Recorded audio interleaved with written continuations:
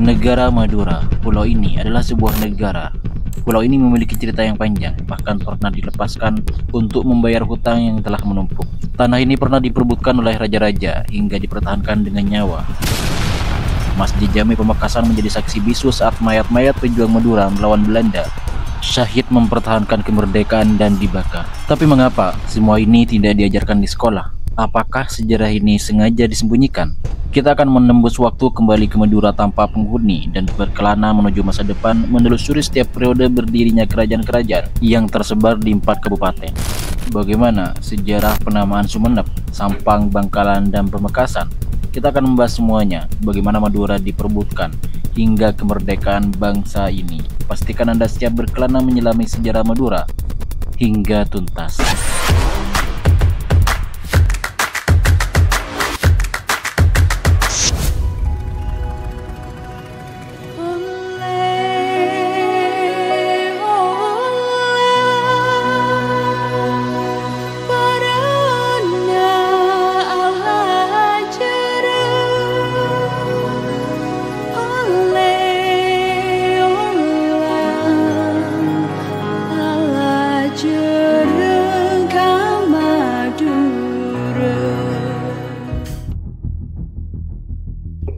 Dari sumber babat tanah Madura dikisahkan bahwa pada zaman dahulu Pulau Madura hanya terlihat sebagai puncak-puncak tanah yang tinggi dan hanya tampak saat air laut surut. Namun ketika laut pasang, dataran tersebut tenggelam dan tidak terlihat di permukaan. Beberapa puncak yang terlihat tersebut kini dikenal dengan nama Gunung Keker di Kabupaten Bangkalan dan Gunung Pacuten di Sumeneb. Banyak yang mengisahkan bahwa penduduk pertama Pulau Madura adalah Sindoro Agung yang hamil tanpa suami melahirkan Raden Segoro dengan 2 pusaka yang didapatkan dari 2 ekor naga. Namun sejarah mencatat bahwa kisah ini hanyalah legenda masyarakat. Sejarah yang lebih kredibel menyatakan bahwa seluruh suku Madura berasal dari Taiwan yang bermigrasi melalui Filipina untuk mencapai Indonesia. Tentu saja, saat itu masih belum ada nama Indonesia. Dalam beberapa sumber sejarah, suku Madura pertama kali muncul di pantai Madura. Mereka memiliki nenek moyang yang sama dengan suku Jawa, yaitu bangsa Austronesia. FYI, Austronesia adalah suku bangsa yang berasal dari Taiwan yang menyebar ke berbagai wilayah di Asia Tenggara. Bangsa Austronesia sampai di Indonesia melalui migrasi laut prasejarah dari Taiwan sekitar 3000 hingga 1500 sebelum Masehi. Bisa dibayangkan betapa lamanya Indonesia ini telah dihuni oleh manusia. Bangsa Austronesia menggunakan perahu bercadik dan menyebar ke berbagai kepulauan melalui jalur utara dan barat. Jalur utara melalui Filipina, Sulawesi, dan Kalimantan. Jalur barat melalui Semenanjung Melayu atau Malaysia, kemudian Sumatera, dan menyebar ke seluruh Indonesia. Disclaimer, sejarah wilayah yang saat ini disebut Indonesia dimulai sekitar abad ke-4 Masehi atau antara 301 hingga tahun 400 Masehi. Atau, jika diberikan gambaran lebih mudah bagi penduduk Madura dengan penganut Muslim mayoritas, bahwa sejarah di Indonesia dimulai antara 170 hingga 180 tahun sebelum Nabi Muhammad dilahirkan. Baik, setelah pembahasan ini, kita telah mengetahui bahwa Pulau Madura telah dihuni sejak kurang lebih 3000 hingga 1500 sebelum Masehi silam. Namun, tidak banyak atau mungkin tidak ada catatan sejarah yang terjadi di Pulau Madura antara periode tersebut hingga tahun 900-an Masehi. Pulau Madura selama kurun waktu yang lama berada di bawah pengaruh kekuasaan kerajaan-kerajaan Hindu Jawa Timur. Sejak Kediri berdiri pada tahun 1042 Masehi hingga detik-detik akhir kerajaan Majapahit, Madura berada di bawah kekuasaan kerajaan-kerajaan Jawa, mulai dari Kediri, Singasari, dan Majapahit. Di Madura sendiri, banyak kerajaan-kerajaan kecil yang kemudian terbagi menjadi Madura Barat dan Madura bagian timur. Mari kita melihat bagaimana kerajaan-kerajaan itu berdiri di setiap 4 kabupaten Madura. Madura bagian timur yang terdiri dari Sumeneb dipimpin oleh Arya Wiraraja sejak 31 Oktober 1269 Masehi atas perintah Kertanegara, Raja Singasari. Namun setelah Majapahit berdiri, Arya Wiraraja pindah dan berkuasa di Lumajang. Sedangkan Sumeneb dipimpin oleh adiknya yang bernama Arya Banga. Nama Sumeneb mulai dikenal sejak akhir era Kerajaan Singasari. Sebelumnya, wilayah Sumenep dikenal sebagai Madura Wetan atau Madura bagian timur. Menurut ahli bahasa, nama Sumenep diduga berasal dari bahasa Kawi, yakni Sungenep, yang terdiri dari dua kata, yaitu sung dan enep. Kata sung berarti cekungan atau lembah, sedangkan enep berarti bekas endapan yang tenang. Jika diartikan secara keseluruhan, kata Sungenep memiliki arti berupa lembah yang tenang. Sumenep memiliki sejarah luar biasa karena sejarah Majapahit yang menguasai seluruh Nusantara termasuk Malaysia, Singapura, Brunei, dan wilayah-wilayah lainnya itu berasal dari sumbangsih besar Sumenep yang menjadi tempat berlindung dan menyusun siasat Arya Winaraja, pendiri Kerajaan Majapahit. Bahkan mungkin boleh dikatakan tanpa Sumenep, Majapahit tidak ada, dan tanpa Majapahit, Nusantara ini tidak akan pernah ditaklukkan. Seluruh kerajaan di Madura memiliki kaitan erat dengan Majapahit. Brawijaya V atau Prabu Kertabumi, Raja Majapahit terakhir, memiliki 117 anak dari istri dan praselirnya dengan seorang dayang yang disebut Putri Campa. Salah satu keturunan Kertabumi adalah Bondan Kejawan atau Dyah Lembu Petang. Dyah Lembu Petang atau dalam redaksi lain disebut Aryo Lembu Petang. Pada tahun 1478 Masehi, di Madegan diangkat secara aklamasi oleh segenap rakyat Madegan untuk menjadi pemimpin di sana sebagai kami tua pertama. Keraton Sampang bertempat di Madegan, Polagan Sampang. Beliau datang ke Madegan beserta keluarganya untuk mencari tempat aman karena kerajaan Majapahit ditaklukkan oleh Raja Girindra Wardana dari Kerajaan Keling. Tempat tinggal yang dianggap aman dan cocok adalah Madegan. Beliau beradaptasi secara baik dengan masyarakat sehingga para pemuka agama dan tokoh masyarakat sangat senang dan hormat terhadapnya. Aryo Lembu Petang mengendalikan pemerintahan di Madegan dengan penganut sistem pemerintahan desa yang pernah diterapkan Majapahit sehingga tidak menemui kesulitan berarti dalam memimpin rakyat Madegan. Aryo Lembu Petang kemudian hari pergi mondok ke Ampel dan meninggal dunia di sana. Penggantinya sebagai kami tua di Sampang adalah Aryo Menger, putra tertuanya, dan Keraton Sampang tetap berada di Madegan. Tentang asal-usul penamaan Sampang adalah berasal dari perjalanan Pangeran Joko Tole, Raja Sumenep yang ke-13. Beliau dengan istrinya melakukan perjalanan pulang dari Majapahit ke Sumenep. Mereka berjalan kaki menuju pantai Madura dan dalam perjalanan ada daerah-daerah yang terlewati dan masyarakat menyebutnya Sampang, berasal dari suku kata Esempangi yang artinya dilewati. Dari sanalah nama Sampang mulai familiar di kalangan masyarakat setempat. Terlebih lagi, nama Sampang ini sangat terkenal pada masa kekuasaan Adipati Pramono yang memegang julukan Adipati Pramono penguasa Sampang. Dari penamaan ini, kita bisa pastikan bahwa nama Sampang telah dikenal sejak lebih dari tahun 1415 Masehi. Dan salah satu keturunan Aryo Lembu Petang adalah Aryo Mengo yang membuka hutan pemakasan di kemudian hari. Berdirinya Kerajaan Pelakaran yang diperkirakan berdirinya tahun 1531 hingga 1623 merupakan pemindahan pusat kerajaan yang awalnya berada di Madegan, Polagan Sampang.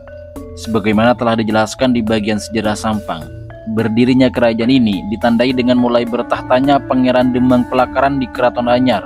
Ki Demang Pelakaran merupakan keturunan dari Prabu Brawijaya dari jalur Aryo Damar, penguasa Palembang. Aryo Damar atau Jakadillah kemudian menurunkan Aryo Menaksenoyo yang berkelana dan akhirnya menginjakan kaki di Pulau Madura. Dari Menaksenoyo inilah turun-menurun dan akhirnya lahir Aryo Pojok dan menikah dengan Nyai Ageng Budo, keturunan Aryo Lembu Petang.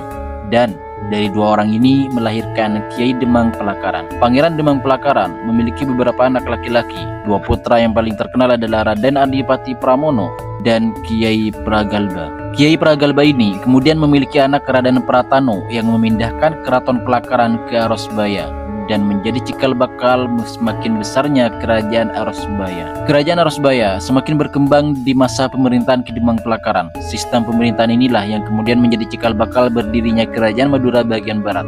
Kerajaan Madura bagian Barat adalah kerajaan yang dipimpin oleh anak keturunan Ki Demang Pelakaran yang meliputi Bangkalan dan Sampang.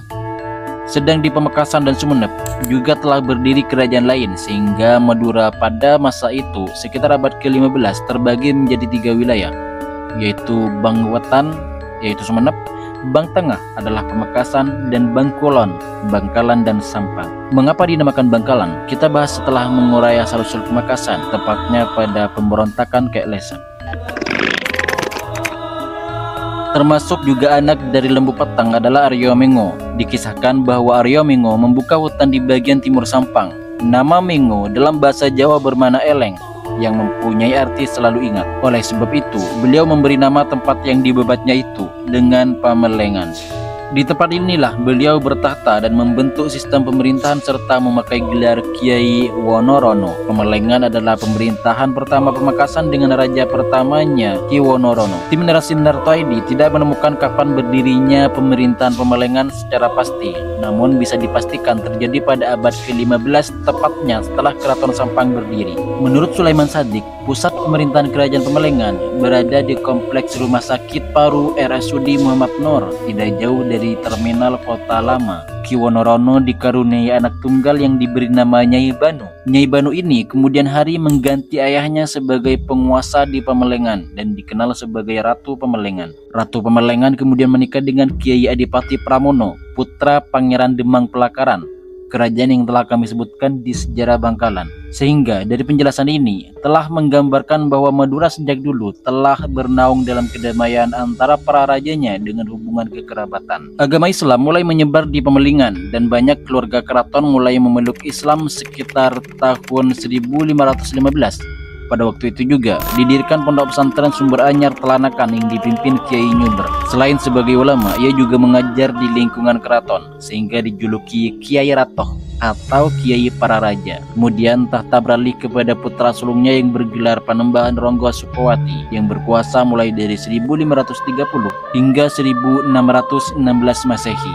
Salah satu kebijakan penting dari Ronggo Sukowati adalah memindahkan pusat pemerintahan dari Lawangan Daya ke Mandilaras, sekarang termasuk wilayah Kelurahan Geladak Anyar. Pada masa pemerintahan Ronggo Sukowati juga, nama Pamekasan resmi menggantikan Pamelingan. Nama ini diambil dari falsafah Mekas Cetna Paksa Cenengetipi yang bermakna harapan agar setiap pemimpin Pamekasan senantiasa menunjuk keterbukaan, kemandirian, dan berkomitmen menyejahterakan rakyat. Sementara ini, kita telah memahami bagaimana Pulau Madura berasal dan bagaimana sejarah keempat kabupaten ini memulai keraton masing-masing. Setelah ini, kita akan bahas Madura secara utuh beserta kejadian-kejadian di 4 kabupaten ini sehingga menjelang kemerdekaan Republik Indonesia. Disclaimer, meski di 4 kabupaten ini telah berdiri berbagai keraton, luas wilayah keraton tersebut tidak semerta-merta memiliki luas wilayah sebagaimana wilayah 4 kabupaten saat ini. 4 kabupaten ini pun belum terbentuk waktu itu. Apa yang terjadi di Madura? Keraton-keraton itu berjalan mengikuti arus massa hingga tahun 1624 Masehi. Pada waktu itu, Madura diserang oleh Kerajaan Mataram yang dipimpin Sultan Agung Adi Prabu Hanyakarakusuma.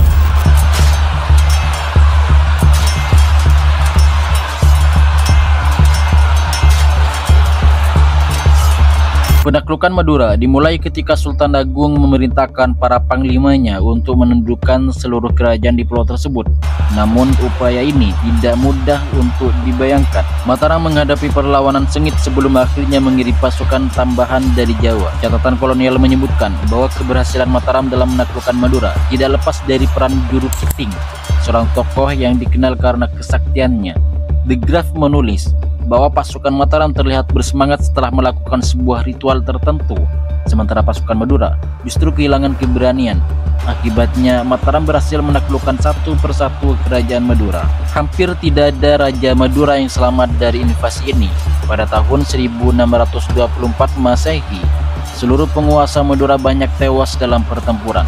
Pangeran Martusari, penguasa Sampang, Pangeran Purbaya, penguasa Pamekasan, Pangeran Jimat, putra Panembahan Ronggo Sukowati, gugur dalam peperangan melawan pasukan Sultan Agung. Kerajaan Arosbaya nyaris musnah dan Raden Prasena menjadi satu-satunya keturunan bangsawan yang tersisa. Raden Prasena, seorang adipati muda dari Arosbaya, ia dibesarkan dengan nilai-nilai Islam yang kuat oleh ibunya, Ratoh Epu.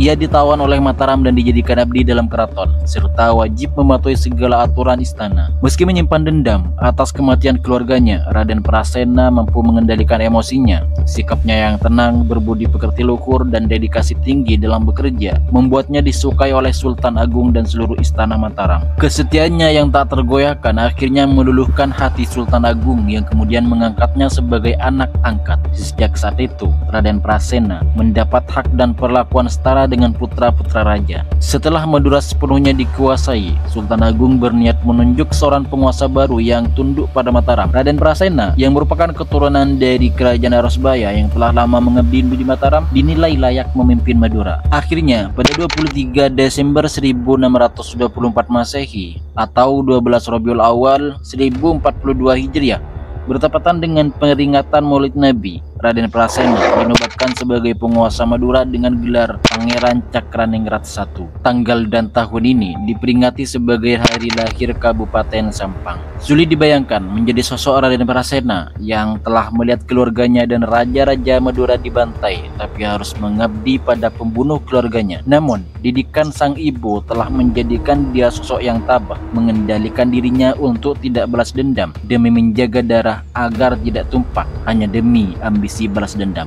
Dan pada akhirnya Madura tetap berada dalam genggamannya sebagai Pangeran Cakraningrat I.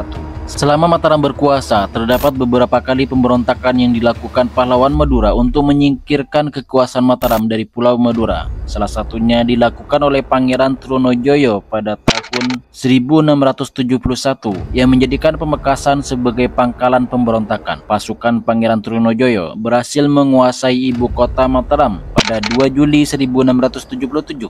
Namun, pemberontakan ini bisa dipatahkan oleh Mataram pada akhir 1676 dengan meminta bantuan Kongsi Dagang Belanda (VOC).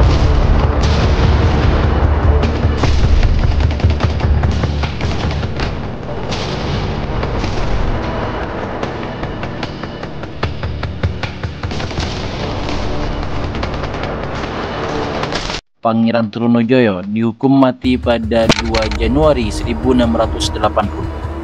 VOC sudah mulai menguasai bagian timur Madura sejak 1705 Masehi melalui perjanjian VOC dengan Mataram untuk melepaskan pengaruh Mataram atas Madura bagian timur, termasuk Sumenep dan Pamekasan. Perjanjian itu karena hutang Mataram kepada VOC yang telah menumpuk. Artinya, Madura dijadikan alat tukar menebus hutang Mataram kepada VOC. Pada tahun 1726 hingga 1742, Mataram dipimpin oleh Sri Susuhunan Pakubuwono II. Pakubuwono II memiliki konflik dengan Pangeran Sambernyawa yang pernah menduduki suatu daerah bernama Sukawati, sekarang Sragen. Setelah Pakubuwono II meninggal, digantikan anaknya Pakubuwono III dan harus bersaing dengan Pangeran Sambernyawa. Pangeran Mangkubumi, adik dari Pakubuwono II yang tidak puas dengan kedudukannya yang lebih rendah, bergabung dengan Pangeran Sambernyawa dan menentang Pakubuwono III. VOC hadir dengan membantu Pakubuwono III. Inilah salah satu bentuk politik adu domba Belanda yang mendorong para penguasa Nusantara untuk terus terjerumus dalam konflik saudara setanah air. Konflik ini berujung dengan perjanjian Giyanti pada tahun 1755. Perjanjian ini secara resmi membagi kekuasaan Kesultanan Mataram kepada Pakubuwono III dan Pangeran Mangkubumi. Pantai utara Jawa dan Madura terpaksa diberikan kepada perusahaan India Timur Belanda atau VOC. Setelah ini, Madura tidak lagi dikuasai oleh Mataram, tapi dikuasai oleh pemerintahan Hindia Belanda. Namun penguasa Madura waktu itu masihlah raja-raja pribumi Madura. Belanda memberikan kebebasan terhadap kerajaan-kerajaan di Madura. Pada tahun 1749 hingga 1750 Masehi terjadi pemberontakan Kelesap. Kelesap adalah putra Madura dari Pangeran Cokrodiningrat III dengan istri selirnya. Pada awalnya, Kelesap tidak tahu bahwa ayahnya adalah seorang raja dan dia hidup dengan ibunya di desa. Ia merasa kesal dengan latar belakang kehidupannya yang merupakan anak dari seorang raja dan dia harus hidup terlantar di desa bersama ibunya. Dia berusaha untuk mendapatkan kesaktian luar biasa. Kelesap memiliki kebiasaan suka sekali bertapa di gunung-gunung, di kuburan-kuburan keramat.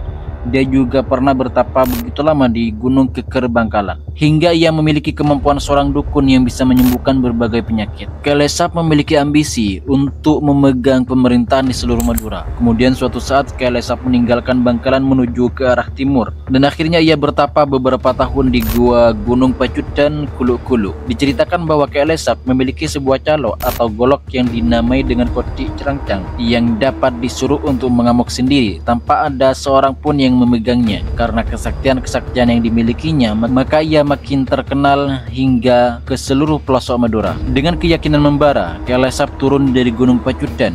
Keahlian dan kemasyhuran menarik ribuan pengikut desa demi desa berhasil ditaklukkan. Dibantu Panglima Setia, Raden Buka, ia menyerang kerajaan Sumenep pada tahun 1749 hingga 1750 Masehi. Pertempuran berkecamuk, Sumenep pun akhirnya jatuh. Raja Sumenep, Kanjeng Pangeran Aryo Cokronegoro IV, ketakutan. Ia melarikan diri ke Surabaya meminta bantuan VOC. Kelesa berjaya, kemudian Raden Buka dinobatkan sebagai Raja Sumenep. Tak berhenti di situ, sang pemberontak bergerak ke Pamekasan melewati Buluto, Parenduan, Paduradan, dan rakyat menyambut dengan gegap gempita. Banyak yang bergabung dengan pemberontakan ini. Pamekasan pun tumbang karena Raja Pamekasan Tumenggung Aryo Adikoro IV sedang bepergian ke Semarang. Saat Adikoro IV kembali dan mendengar kekacauan ini, amarahnya meledak. Ia bergegas ke medan perang menantang Kelesap. Surat tantangan datang dari Kelesap dan ia menolak untuk menunggu hari baik bersama Penghulu Begandan. Ia meski tahu resikonya tetap berangkat. Penghulu Begandan mengatakan kepada Adikoro IV bahwa hari ini adalah hari naas dan sebaiknya berangkat esok harinya. Namun Pangeran Adikoro IV tidak bisa menunggu lebih lama lagi. Dia mengajak setiap pasukan yang berani mati untuk melawan Kelesap. Awalnya, Pangeran Adikoro IV dapat memukul mundur pasukan Kelesap hingga pertempuran sengit terjadi di Begantenan. Pangeran Adikoro IV semakin lama semakin kelelahan dan dia terkena tusukan di perutnya hingga ususnya terbuai. Tapi dia terus bertarung dengan melilitkan ususnya di keris. Ia mengamuk hingga akhirnya gugur dan Penghulu Begandan akhirnya juga menyusul. Kelesap lanjut ke Bangkalan. Cakraningrat V melawan dengan sengit dibantu pasukan VOC, tapi Bangkalan hampir jatuh. Cakraningrat V terpaksa mundur ke Melajah dan akhirnya takdir berbalik. Cakraningrat V mendapatkan firasat dari sebuah mimpi untuk mengirim seorang perempuan dengan bendera putih. Tipu muslihat, simbol Bangkalan menyerah. Kelesap tertipu. Kelesap percaya bahwa Bangkalan telah menyerah. Tiba-tiba tombak pusaka Kinenggolo milik Cakraningrat V bergetar, menyala seperti api. Cakraningrat V bangkit menggenggam senjata sakti dengan serangan balik dimulai. Di desa Tonjung, Kelesap terkejut dengan serangan tiba-tiba. Tombak pusaka menancap di dada Kelesap dan nyawanya melayang. Rakyat bersorak, "Pengkahlaan, pengkahlaan, pengkahlaan," yang artinya sudah matilah. Konon dari sorakan itu nama Bangkalan diambil. Pada tahun 1817, Baron van der Chaplin, Gubernur Hindia Belanda atau Indonesia saat ini, membentuk sebanyak 20 keresidenan yang salah satunya adalah di Madura.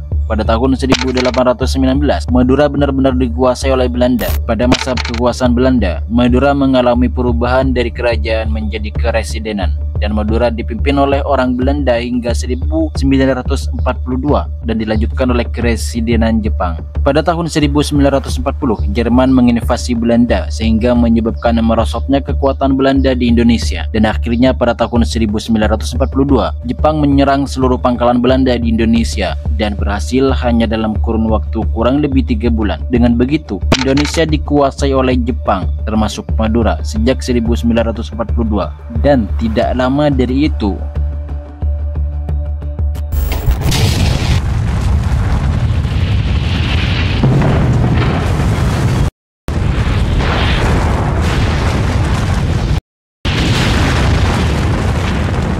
pada tahun 1945, Jepang dibom oleh Amerika Serikat, tepatnya pada Hiroshima dan Nagasaki, mengakibatkan Jepang menyerah dan Indonesia mengalami kekosongan kekuasaan. Pada waktu itu juga Indonesia mengambil kesempatan untuk memproklamirkan kemerdekaan Indonesia pada 17 Agustus 1945. Setelah Jepang porak-poranda, kemudian Indonesia memproklamirkan kemerdekaan. Pasukan sekutu Belanda kembali ke tanah air. Belanda datang ke Indonesia pada 29 September 1945. Untuk mempertahankan kemerdekaan, Indonesia melakukan segala upaya perlawanan seperti pertempuran Medan area Sumatera, pertempuran Ambarawa di Jawa Tengah, pertempuran Surabaya, peristiwa Manado, pertempuran di Bandung, pertempuran Margarana di Bali, dan pertempuran di Lembang dan titik lainnya.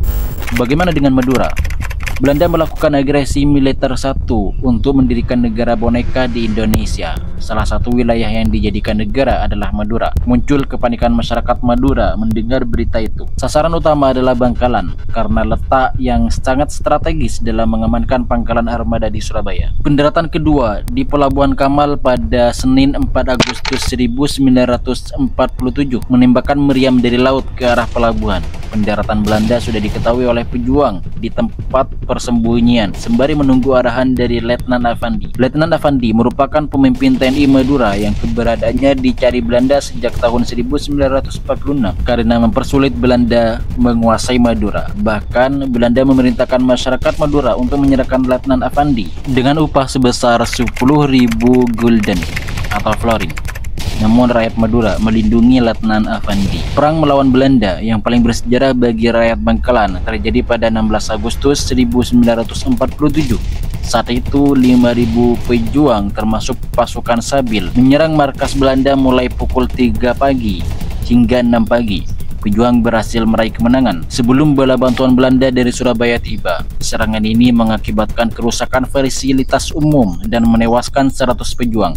Sementara korban tewas di pihak Belanda tidak diketahui jumlahnya karena mayat mereka segera diangkut ke Surabaya. Selain di Bangkalan, pertempuran terjadi di Kecamatan Ompen, Kabupaten Sampang, dan Karangpenang. Komando Sektor 2 bersama pasukan Sabilillah berhasil mempertahankan wilayah tersebut, membuat patroli Belanda terancam. Di Desa Bira Timur, Kecamatan Sukobana, pasukan TNI di bawah pimpinan Letnan II Raden Muhammad Nur dan Sabilillah yang dipimpin Muhammad Abdul Rashid Tahir terlibat pertempuran dahsyat melawan Belanda.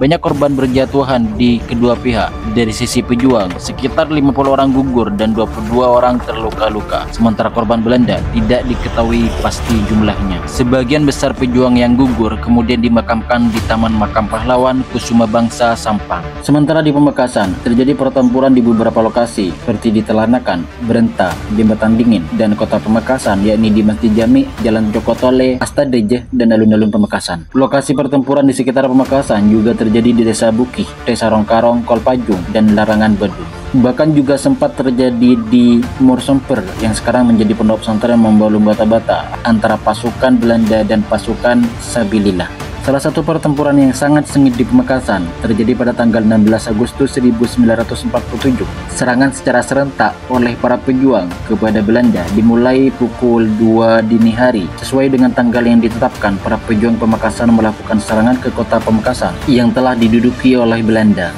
Salah satu kelompok pasukan dipimpin oleh Kiai Haji Tamim dari Laskar Sabilillah dengan disertai teriakan Allahu Akbar secara terus-menerus membacakan tahlil bersama-sama serta diiringi dengan irama bunyi kentongan yang dibunyikan oleh para pejuang sehingga suara menjadi gemuruh di udara. Setelah tentara Belanda mengetahui hal tersebut, maka tank-tank mereka berkeliaran sambil memuntahkan tembakan-tembakan, dentuman mortir, mitrailleur, dan peluru-peluru besar yang menghujani para pejuang dari tank-tank mereka dan dari kedua menara Masjid Jami serta dari menara air yang telah diduduki oleh Belanda sebagai tempat pengintaian. Akibat serangan tersebut, banyak korban luka-luka di pihak pejuang dan wafat sebagai syahid. Korban dari pihak pejuang diperlakukan dengan kejam oleh Belanda, yaitu diletakkan dalam satu lubang di depan Masjid Jami Pamekasan, kemudian disiram dengan bensin dan dibakar. Mayat-mayat itu dibakar untuk menghindari pembusukan. Cara mereka mengumpulkan mayat itu tidak seperti layaknya orang mengangkut mayat digotong oleh orang yang hidup, tetapi mereka diangkut memakai bulldozer. Sedangkan korban dari pihak tentara Belanda akibat serangan itu sebanyak 3 truk dan akan dibawa ke Surabaya.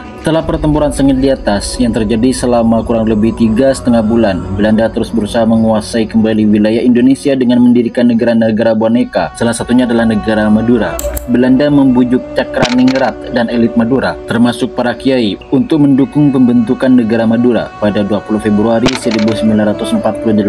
Cakraningrat diangkat sebagai wali negara. Negara Madura yang telah berhasil dibentuk sebagaimana layaknya sebuah negara. Negara Madura tersebut terdapat pula organ-organ pemerintahan seperti DPR, departemen-departemen, dan organ-organ lainnya. Sedangkan sebagai landasan hukum, negara ini juga memiliki sebuah peraturan ketatanegaraan yang berfungsi sebagai undang-undang dasarnya. Namun negara ini hanya bertahan singkat. Kelompok pro-republik seperti Batalion 635 Jokotole, Gerakan Perjuangan Madura, dan Gerakan Bawah Tanah terus melakukan perlawanan.